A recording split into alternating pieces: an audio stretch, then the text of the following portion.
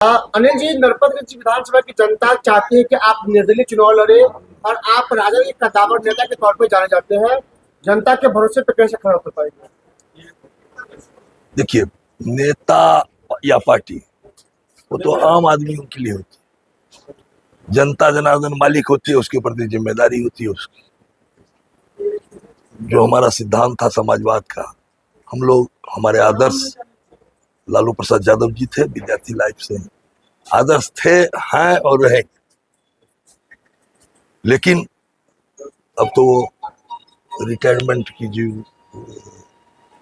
जिंदगी गुजर बसर कर रहे हैं।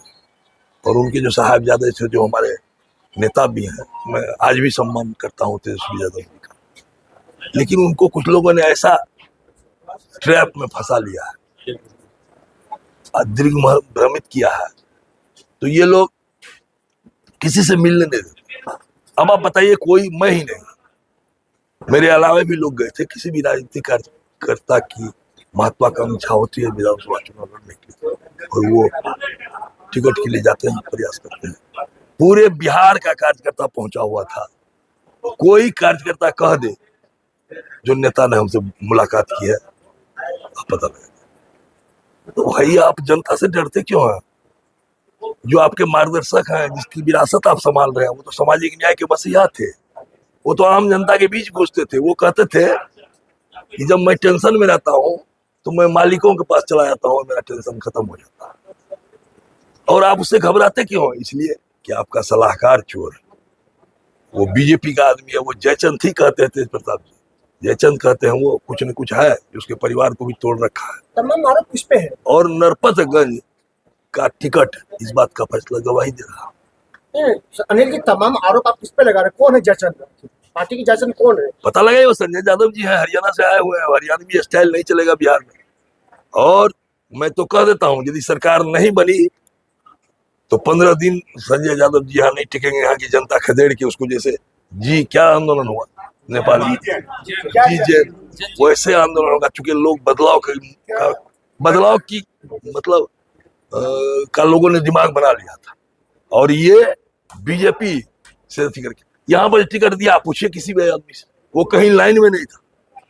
जो क्या लग रहा है कि जिस तरह से ये जगह जगह की कंप्लेन भी है, राजद पर ये उंगली भी उठने लगा है कि जो टिकट बंटवारे में मनमानी तरीके से जिनको मंत्री को हो रहा है दे रहा है, जो टिकट के रेस में है, जिसका सर्वे हो रहा है उसको नहीं मिल रहा है, लेकिन किसी और को मिल जा रहा है। इसका खामियाजा राजद को कितना भुगतना पड़ता है? साल भर पहले कहा गया था कि मैं किसी पार्टी नेता को नहीं जानूंगा, न किसी ऊंचा, न पैरवी सुनूंगा, न पैसे की बात होगी, न परिक्रमा 3P।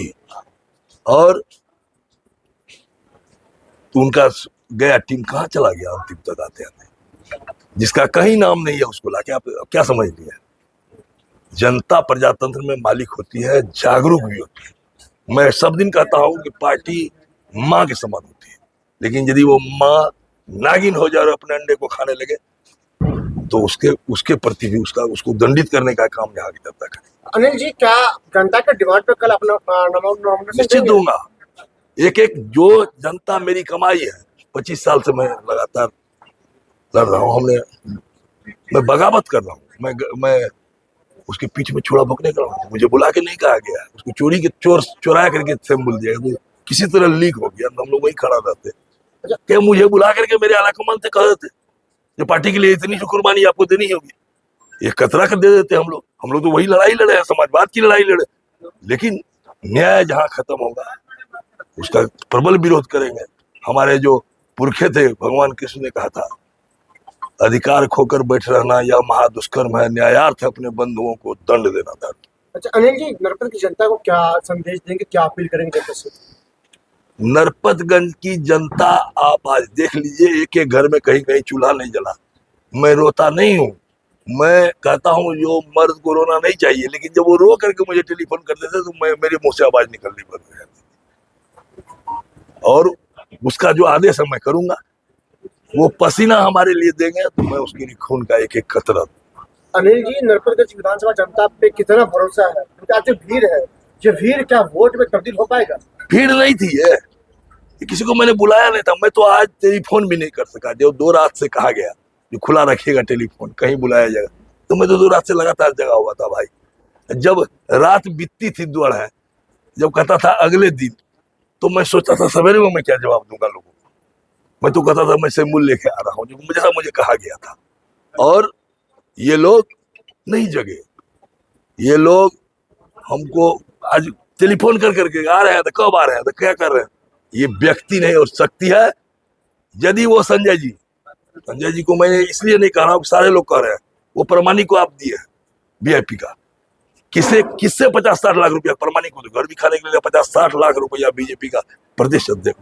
मैं जानता नहीं, इसलिए आरोप खुला नहीं लगा, किसी के द्वारा मिला जो आप वहां टिकट बेचने का काम किया। टिकट बेचा जा रहा नहीं, मैं आरोप नहीं लगाता हूँ, मैंने देखा नहीं है, मैं ये नहीं कहता हूँ टिकट बेचा जा रहा है, लेकिन सर्वथा अयोग्य आदमी को आप किस आधार पर दे रहे हैं। ये तो ये आप हमको भी बता सकते थे, जो आपसे योग्य है ये है, आप पार्टी के लिए कुर्बान नहीं है। वो देख तो कह के तो देखना था, आप बात तक नहीं किए साहब। अच्छा अनिल जी, जनता अगर मौका दे दिए तो क्या अनिल यादव फिर राजद में जाएंगे? जनता का जनादेश जो होगा वो होगा, और यदि यह पार्टी न्याय नहीं कर सकेगी तो ये स्वतः कहाँ जाएगी मुझे पता नहीं। और मैं भगवान से मानता हूँ जो बची रहे, कुछ भी न्याय हो बचा हुआ तो बची रहे पार्टी। मैं उसको इतना दिन तक मैंने पार्टी की सेवा की, पार्टी का झंडा उठाया, उसके मेरे आदर्श लालू जी अभी जिंदा है। मैं उस पार्टी के खत्म होने की कामना नहीं करूंगा, मैं उसके उज्जवल भविष्य की कामना करूंगा, लेकिन मैं अपने हक के लिए सच कहना अगर बगावत है तो समझो अनिल यादव बागी है।